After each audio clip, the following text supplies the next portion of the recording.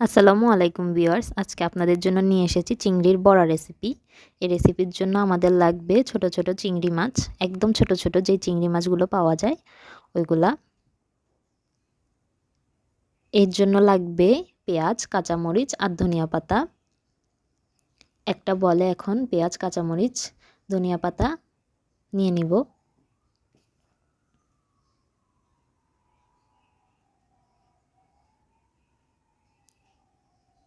এবার এতে পরিমাণ মতো লবণ, পরিমাণ মতো হলুদ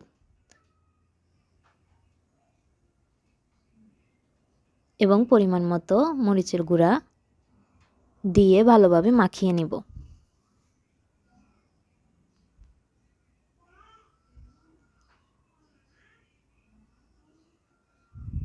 ভালোভাবে মাখিয়ে নেওয়ার পর এতে ছোট ছোট চিংড়ি মাছগুলো দিয়ে দিব। এবার এটাও ভালোভাবে মিশিয়ে নিব।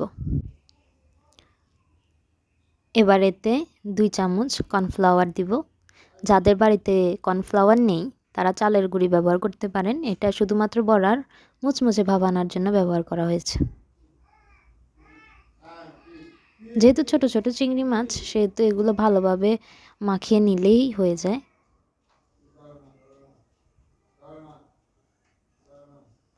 এবার এতে একটি ডিম দিয়ে দিব।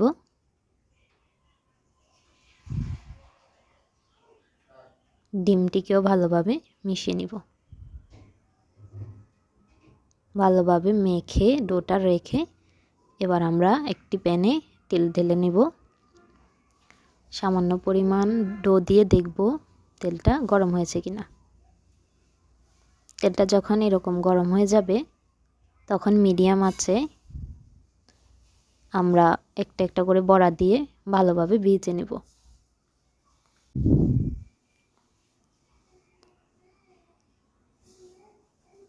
আমি এখানে কয়েকটা বড়া দিয়ে আপনাদেরকে দেখিয়ে দিচ্ছি।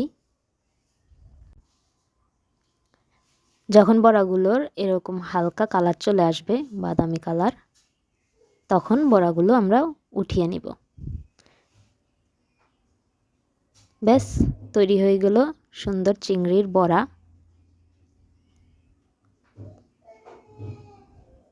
খেতে কিন্তু অসাধারণ।